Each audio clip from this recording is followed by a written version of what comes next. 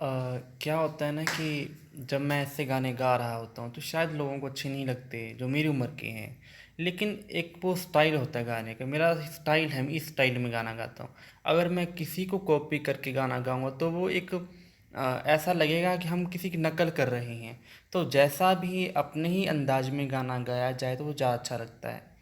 हाँ, ये है कि उन चीज़ों को ध्यान में रखते हो एक दायरे में, कहाँ पे आपने चीज़ें ज़्यादा करनी है, कहाँ पे कम करनी है। तो मैंने किसी से प्रशिक्षण नहीं लिया संगीत का, लेकिन मुझे शौक़ बचपन से रहा है गाने का। लेकिन उस टाइम मैं इन चीज़ों को समझता नहीं था, तो देख देख के सुन सुन के मैंने खुद से सीखा है। और मुझे गानों का बहुत शौक़ है। पुराने गाने, पुरानी गज़लें हो गई, जो भजन हो गए, मुझे बहुत शौक़ है।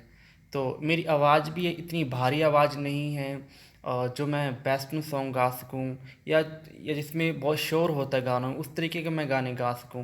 तो मेरा एक ये स्टाइल है, मैं क्लासिकल टाइप के अब बड़े शांति जो वाले गाने होते हैं वो गाने गाता हूँ, क्योंकि मेरी आवाज़ भी भारी नहीं, हल्की आवाज़ होने के कारण उसका एक ये भी कारण है।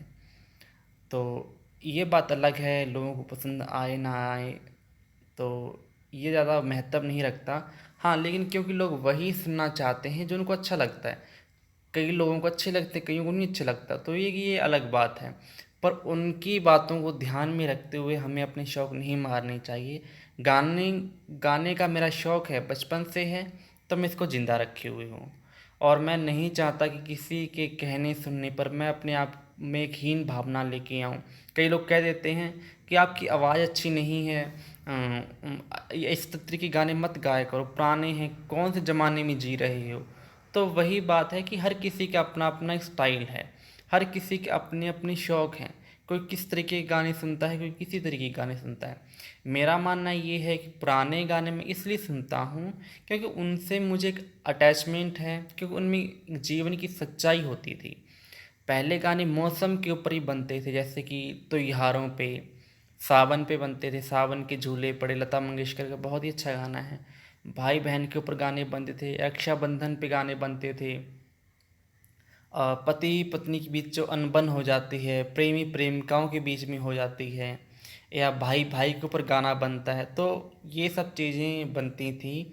और लाइफ से जुड़े हुए भी गाने बनते थे जो कि अब नहीं बन रहे। तो एक ये कारण भी मैं पुराने गाने इसलिए सुनता हूँ।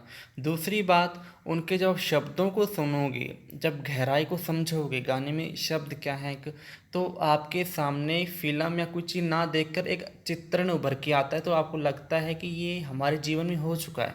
तो मैं अपने आप को उस गाने के माध्यम से खुद को देखता हूँ कि ये तो मेरी लाइफ थी, ये तो मेरी जीवन है। क्योंकि कई कई गाने ऐसे होते हैं जो हमारे जीवन से बहुत मेल खाते हैं।